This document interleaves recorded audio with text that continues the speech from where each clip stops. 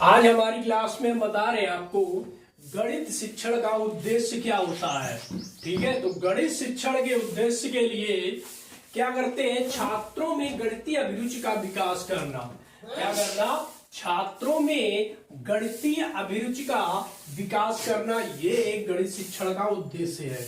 ठीक है, इसका मतलब ये हुआ कि हमें बच्चों को गणित के बारे में इस तरह से बताना है कि उनमें अभिरुचि यानी उसमें उनकी रुचि लेने के लिए वो तत्पर हो जाए। ठीक है, दूसरी बात हमारी कह रही है छात्रों को गणित के अनुप्रयोग द्वारा, यानी गणित के अनुप्रयोग मीन्स होता है एप्लीकेशन। हम उन्हें एप्लीकेशन बताएं, एप्लीकेशन मीन्स होता है उन पे प्रयोग करना। ठीक है, अनुप्रयोग माने उन पे प्रयोग, ना एप्लीकेशन पे प्रयोग करना अनुप्रयोग हो गया। ठीक, द्वारा क्या करना है, सामाजिक घटनाओं की व्याख्या। जैसे आपने किसी हिसाब किताब के बारे में या हमें जोड़ की अवधारणा बतानी है, तो जोड़ की अवधारणा हम उन्हें ऐसे बताएं कि उन्हें बोझ ना लगे। 1 और 2 बराबर कितना होता है, 3 होता है। ठीक है, या सामाजिक घटनाओं की बात आई तो ऐसे बता सकते हैं कि मान लीजिए, सपोज कीजिए श्याम के पास 4 बकरियां हैं। आपने कहा बच्चे से कि श्याम के पास 4 बकरियां हैं और श्याम ने क्या किया, 2 बकरियां और खरीद ली, 2 बकरियां और खरीद ली।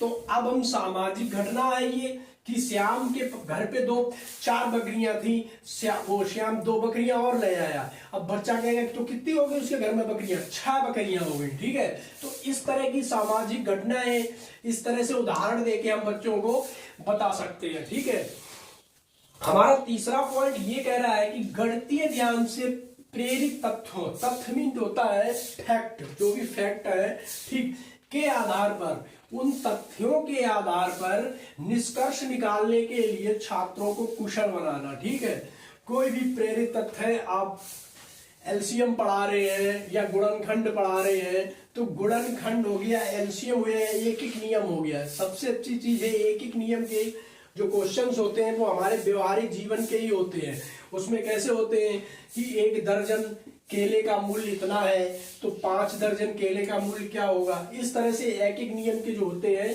तो उनको अभ्यास करा के हम उन्हें कुशल बना सकते हैं समाज में, सामाजिक जीवन के लिए।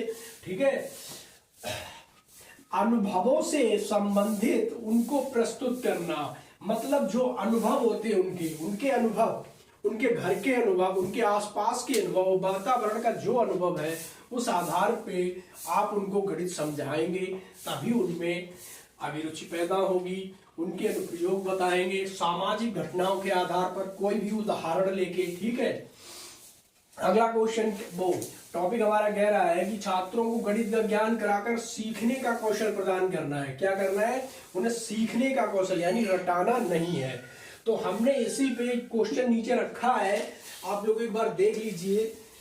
पढ़ते हैं क्वेश्चन को कि राष्ट्रीय पाठ्य चर्चा 2005 के अनुसार निम्न में से कौन सा गणित पाठ्य चर्चा का उद्देश्य नहीं है। ठीक है, हमें ढूंढना है निगेटिव पॉइंट नहीं है।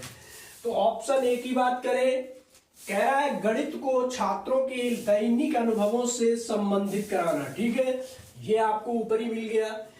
अनुप्रयोग सामाजिक घटनाओं की व्याख्या के लिए प्रेरित तत्वों से, अनुभवों से सीखने कौशल। तो दैनिक अनुभवों से मतलब रोज के रोजमर्रा के, आप दुकान पे भेजो, टॉफी लेने भेजते हो, कोई भी सामान लेने भेजते हो, इस तरह से। ठीक है, तो ये बात भी सही है हमारी। अब कह रहा है कि बच्चों की विचार प्रक्रिया का गणितीकरण। विचार प्रक्रिया मतलब उनके विचार में क्या है क्या नहीं है। ठीक है, इस तरह का प्रक्रियाकरण करना, ये बात भी सही है। और कह रहा है कलन विधि पर अत्यधिक बल देना। देखो, हमने आपको पहले ही बताया था कि कलन विधि, अब कलन या कलन विधि ये निगेटिव पॉइंट है। तो जहां आपको कलन दिख जाए तो आप निगेटिव काट दो उसको, आपका आंसर मिल जाएगा। ठीक है, चौथा कह रहा है अर्थपूर्ण समस्याओं को हल करने में व्यस्त करना। अर्थपूर्ण समस्याओं हल करने में व्यस्त करना। तो उद्देश्य कौन सा नहीं है, कलन विधि, यानी हमें क्या करना है, उन्हें कलन विधि को इस पे बल नहीं देना है, ये रटने पे आधारित है। किसमें होती है, रटने पे।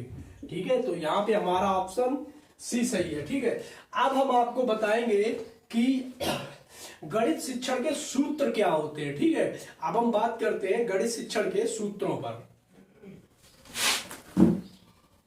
दोस्तों अब हम आपको यह बताएं कि गणित शिक्षण के सिद्धांत क्या है, किन सिद्धांतों पे काम करते हैं।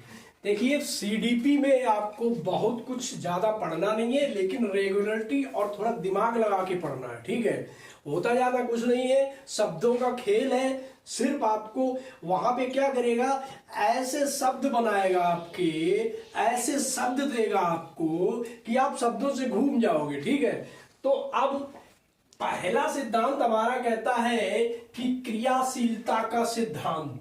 तो हम अभी तक बात करते आए 2-3 क्लासों में क्रिएटिविटी करके सीखना। जब तक छात्र खुद से नहीं करेगा, मतलब करके सीखना, तो शिक्षक को क्या करना है, बच्चों को करके सीखने पे बल देना है। ठीक है, करके सीखने पे मतलब आप उसे समूह में रखो या कोई क्रिएटिविटी कराओ, गोला में बिठाओ। ठीक है, इस तरह से छोटे छोटे ग्रुप बना के उनको खुद करना है। जैसे मान लीजिए कक्षा 5 के किसी छात्र को आपने क्या कहा, पर्यावरण अध्ययन का कोई टीचर है, ईवीएस का कोई टीचर है, तो उसने कहा कि जड़ों के बारे में, पेड़ों की जड़ों के बारे में कुछ जानकारी इकट्ठा करके लाओ। तो छात्र खुद से करेगा, क्या करेगा, जड़ पेड़ की, किसी पौधे की जड़ उखाड़ेगा, देखेगा, फिर वो आगे क्लास में क्या करेगा, अपने अपने अनुभव बताएगा। उन्हीं अनुभव के आधार पर फिर अब करके उसमें जब भी कोई काम करता है, दोस्तों एक बात याद रखना, गलतियां सिर्फ उसी से होती है जो काम करता है। गलती वही करेगा जो काम करेगा या काम करना सीखेगा। बिना काम करने वाले से गलती क्या होगी, जब उसने काम किया ही नहीं। ठीक है, तो जब आपका बच्चा गलती कर रहा है तो आपको शिक्षक को क्या करना है, उस पे अवलोकन करना है, यानी उस पे ऑब्जर्वेशन करना है, देखना है क्या गलती कर रहा है। और जो गलती कर रहा है सिर्फ उसी गलती को आपको रोकना है और उसे फिर से दोबारा कराना है। ठीक है, तो क्रियाशीलता का सिद्धांत क्या कहता है, करके सीखने पे बल देता है। रुचि का सिद्धांत, अगले अभी क्वेश्चन जो लिया था उसमें अभिरुचि था, यानी अभिरुचि या रुचि एक ही बात है। रुचि का सिद्धांत, आपको बच्चों को क्या करना है, गणित से डराना नहीं है कि गणित बहुत बड़ा हुआ है, या अब बच्चा डरेगा कैसे। देखो बच्चा डरता कब है, बच्चा जब क्लास फर्स्ट में आता है या पीजी में आता है तो अपने घर से आता है, और बच्चा कोरी स्लेट नहीं होता है। ये बात याद रखना, बच्चा कोरी स्लेट नहीं होता है, कोरी स्लेट नहीं होता है। और कभी कभी ऑप्शन में आ जाता है ये निगेटिव पॉइंट है, ये काटना है आपको। ठीक है, कोरी स्लेट नहीं आता है, सॉरी होता है, घर से कोई ना कोई अनुभव लेके आता है। ठीक है, अपने माता पिता, उसके घर का परिवेश कैसा है, कैसे, ठीक, कुछ ना कुछ सीख के ही आता है। तो आपको उसमें रुचि पैदा करनी है गणित में। अगर शुरुआत में आपको उसे कह दोगे लो a+b का होल स्क्वायर बताओ, ठीक, उसे समझ में नहीं आएगा, या कोई भी बड़ा फार्मूला या सूत्र, तो आपको क्रिएटिविटी करानी है। मतलब पहले क्या करना है, क्रियाशीलता कराना है, तो उसमें उसके रुचि पैदा होगी।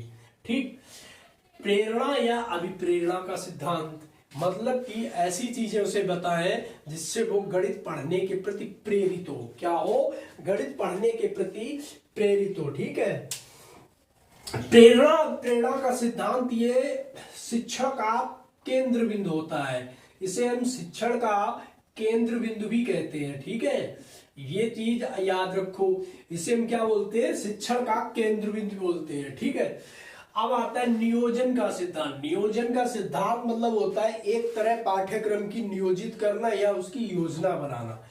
आप किसी भी अध्यापक को बिना योजना बनाए नहीं पढ़ा सकता है, वैसे मैं नहीं जानता, लेकिन मेरे हिसाब से जब तक मान लीजिए कोई पाठ्यक्रम है, अगर हमें उसे भिन्न पढ़ानी है आज क्लास में, तो अध्यापक को भिन्न के बारे में योजनाएं बनानी होगी कि हमें कहाँ से शुरुआत करनी है, ताकि बच्चे को वो चीज बोरियत ना लगे और हम उसे बताते जाए तो उसके दिमाग में आता चला जाए। निश्चित उद्देश्यों का सिद्धांत, निश्चित उद्देश्यों का सिद्धांत हमें यह बताता है कि इसके अंतर्गत निर्धारित अधिगम होता है, निर्धारित। अब आप क्लास फर्स्ट में जो सिलेबस है, क्लास फर्स्ट में क्या सिलेबस हो सकता है, क्या होगा, जोड़ हो सकता है, मैथ में घटाना है, और जोड़ घटाना मुश्किल से, या संख्याएं याद करना, या प्लेस वैल्यू हो सकती है, ठीक है, या स्थानीय मान या जाति मान, ये चीजें आपसे पूछी जा सकती है। इससे ज्यादा क्लास फर्स्ट में मैथ में नहीं होता है, ठीक है। वैसे थर्ड क्लास से मैथ सही चलती है। चलो अब आते हैं व्यक्तित्व विभिन्नताओं का सिद्धांत। व्यक्तित्व विभिन्नताओं के मतलब के अनुसार में क्या करें कि प्रत्येक चित्तार्थी की क्षमता उसकी क्षमता क्या है। मान लीजिए आपने पढ़ाना शुरू किया, उसकी क्षमता है क्लास में 30 मिनट बैठ के सुनने की, ठीक है। अब इसी को हमें रखना है, आप खींचते चले गए 1 घंटा तक, छात्र क्या होगा, बोर हो जाएगा। जो आपने 30 मिनट तक नहीं पढ़ाया, 30 मिनट पढ़ाया था, वो भी भूल जाएगा बच्चा। तो दोस्तों हमारे व्यक्तित्व आवृत्ति का सिद्धांत, आवृत्ति का मतलब होता है बार बार होना, आवृत्ति का मतलब होता है बार बार होना, ठीक है। तो इसे स्थायी और सार्थक बनाने के लिए उस अंतराल पे हमें चलना पड़ेगा कि 1-2 बार उसे रिवाइज कराएंगे तो बच्चे के दिमाग में धीरे धीरे चीजें आती रहेगी। लोकतांत्रिक या प्रजातांत्रिक मूल्यों का सिद्धांत मतलब सामाजिक स्तर से हमें उसे बताना है, तब सामाजिक स्तर से बताने से पाठ्यक्रम का क्या होना चाहिए, मूल्यों पे प्रजातांत्रिक सिद्धांतों के आधार पर उसका पाठ्यक्रम होना चाहिए, ठीक है। इस हिसाब से जब ये पाठ्यक्रम रहेगा तो बच्चों को सही से समझ में आएगा, ठीक है। अब हम थोड़ी आज थ्योरी की बात कर रहे हैं, तो अब थोड़ी थ्योरी की और बात करते हैं। अब हम आपकी बात करेंगे गणित के शिक्षण सूत्र क्या होते हैं, कौन कौन से सूत्रों पे हम काम करते हैं। अब हम बता रहे हैं आपको गणित, ये शिक्षण सूत्र हैं आपके। तो इन शिक्षण सूत्रों में सबसे पहला है ज्ञात से अज्ञात की ओर। हमने बताया ज्ञात मतलब होता है, समझ में आ रहा है, शब्द लिखा है, ज्ञात मतलब जो याद है, अज्ञात मतलब जो पता ही नहीं है, ठीक। तो ज्ञात से अज्ञात की ओर, तो छात्रों को पहले हमें सबसे पहले वो चीजें बतानी चाहिए जो अपने घर परिवार से सीख के आते हैं, कुछ ना कुछ तो सीख के आते हैं, ठीक है। उंगलियों से, जैसे 1 उंगली उठाई, 2 उंगली उठाई, तो ये छात्र करता रहता है घर पे, अक्सर माँ बाप उसे बताते रहते हैं, ठीक, या इशारे करते रहते हैं, 1 2 4 चॉकलेट हो गई, टॉफी हो गई, ठीक है। इस तरह से ज्ञात से अज्ञात की ओर एक शिक्षण का सूत्र है, इस तरह से हमें पढ़ाना है, ठीक। मूर्त से अमूर्त की ओर, मूर्त का मतलब होता है जो मतलब काल्पनिक दुनिया में नहीं है, जो है सामने है, जो आपको दिखाई पड़ती है। मूर्त मतलब सामने दिखाई पड़ना, अमूर्त मतलब सिर्फ दिमाग में रहना, कल्पना बताना या सूत्र बताना। तो हम उन्हें अज्ञात चीजें अचानक बताने लगेंगे, बीजगणित अचानक बताने लगे। बीजगणित क्या है, एलजेब्रा में एक्स वाई ये अचर पद है, चर पद है। तो जो चर पद है या अचर पद है, इन चीजों को बताएंगे तो ये मूर्त में आ जाती हैं, ये अमूर्त में आ जाती हैं, और इनकी में व्याख्या करनी पड़ेगी। और बच्चों को व्याख्या नहीं हो सकता, व्याख्या ने कहा है 1 घंटे की व्याख्या, किसी भी चीज की व्याख्या के लिए बच्चों को हमने बताया ना, व्याख्या एक निगेटिव शब्द है, ठीक है। चलो, लेकिन मूर्त से बताना है जिनकी जानकारी है, सजीव है, ऐसे उदाहरण में बताने उन्हें जो उन्हें देख सके, छू सके, जैसे कंचे हो गए, टेबल बॉक्स हो गई, टेंट बॉक्स हो गई, टाइलें हो गए, ये चीजें, ठीक। सरल से जटिल की ओर, सरल से जटिल की ओर का मतलब होता है पहले हमें छोटी चीजों के बताए, 1 और 1 जोड़ना बताएंगे, ना कि हम उन्हें ये बड़ी संख्या दे देंगे और उनका सीधा सीधा मल्टीप्लाई या गुणा बताने लगेंगे, ठीक है। ये गलत है। हम शुरू से बताएंगे क्या, सरल से कठिन की ओर, 1-1 जोड़ना बताएंगे, 1-1 घटाना बताएंगे। अब भिन्न के लिए सबसे पहले हम बताएंगे उन्हें 1 क्या होता है, ये 1 होता है, फिर 1 का आधा होता है, उसको 1/2 कहते हैं, ठीक। डायरेक्ट हम उन्हें डायरेक्ट नहीं बता सकते। मान लो बता दें 11 सही 1/4 होता है, अब कहां से समझेंगे 11 सही 1/4, ठीक, तो धीरे धीरे बताएंगे है। मान लीजिए हमने काउंटिंग सिखानी है तो काउंटिंग कहां से 1 2 3 4 इसी से बताएंगे, डायरेक्ट थोड़ी बता देंगे 99 98 95, ठीक है। तो हमारा हो गया सरल से जटिल की ओर, पूर्ण से अंश की ओर, पूर्ण से अंश की ओर। तो पूर्ण से अंश की ओर का मतलब होता है हम पहले उन्हें क्या है, एक पाठ या कहानी होती है कोई, आपने देखा होगा हिंदी में या हिंदी क्लासेस में या इंग्लिश में, जो हमारी कोई पोएम होती है, एक पोएम है या कोई कहानी है, तो उस कहानी का पहले क्या होता है, पूरी कहानी लिखी होती है, ठीक, उसके बाद में क्या होता है, एक सारांश दिया जाता है। क्या दिया जाता है, सारांश, ठीक। तो हमें क्या करना है, उन्हें पहले पूरी बात बतानी है, ठीक है, फिर अंश में बाद में सारांश के तहत उन्हें समझा देनी है, ठीक। चौथा पॉइंट हमारा हो गया विशिष्ट से सामान्य की ओर, ठीक है। तो पहले हमें उन्हें वो विशेष उदाहरण बताने होंगे जो उन्हें समझ में आते हैं, ठीक है। उसके बाद सामान्य चीजें वो अपने आप ही बताने लगेंगे, ठीक। अगला कह रहा है विश्लेषण से संश्लेषण की ओर। विश्लेषण मतलब पहले वैचारिक तथ्यों को बताना है कि उनके दिमाग में वो विचार आए, उनके दिमाग में वो पिक्चर बने, तब उस चीज का वो संश्लेषण कर सके, उसमें से चीजों को खोज के निकाल सके। अनुभव से तर्क की ओर, उन चीजों को बताना है जो उनके अपने अनुभव है, जो बाहर से लाए हैं, समाज से लाए हैं या परिवेश से लाए हैं, अपने वातावरण से लाए हैं, माता पिता से लाए, दोस्तों से, ठीक। और तब उन्हें तर्क वाली चीजें बतानी है, ठीक। प्रत्यक्ष से अप्रत्यक्ष वही है, जैसे मूर्त से अमूर्त है, वैसे ही प्रत्यक्ष से अप्रत्यक्ष है। प्रत्यक्ष मतलब जो सामने है और सही है, प्रत्यक्ष मतलब जो आपके सामने है और सही है, कहते नहीं है प्रत्यक्ष उदाहरण, सामने का उदाहरण, ठीक। जो प्रत्यक्ष से अप्रत्यक्ष की ओर मतलब जो सामने है, पहले उन्हें वो चीजें बताएं, फिर हम उन्हें काल्पनिक या वैचारिक चीजों को बताएं जो हमें दिखाई नहीं पड़ती हैं।